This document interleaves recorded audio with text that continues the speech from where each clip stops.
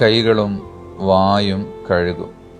രണ്ട് കൈയും, മുൻകൈ രണ്ട് കൈകളും കഴുകലാണ് പൂർണ്ണമായ സുന്നത്ത്.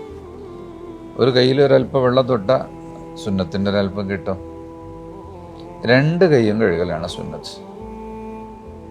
സൽമാൻ റളിയല്ലാഹു അൻഹുവിൽ നിന്ന് നിവേദനം ചെയ്ത ഹദീസിൽ കാണാം, അവർ നബിതങ്ങൾക്കൊരിക്കൽ ഓതിക്കൊടുത്തു.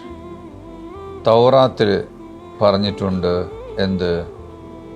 അന്ന ബറക്കത്ത ത്വആമി അൽ വുളൂഉ, ഭക്ഷണത്തിൻ്റെ ബറക്കത്ത് എന്ന് പറയുന്നത് വുളൂ ആണ്. വുളൂ എന്ന് പറഞ്ഞാൽ കഴുകൽ. അൽ വുളൂഉ ബഅദഹു, ഈ വിഷയം പറഞ്ഞു. ഞാൻ തൗറാത്തിൽ ഇത് വായിച്ചിട്ട് നബിതങ്ങളുടെ കാര്യം പറഞ്ഞപ്പോൾ തങ്ങൾ പറഞ്ഞു എന്ത്?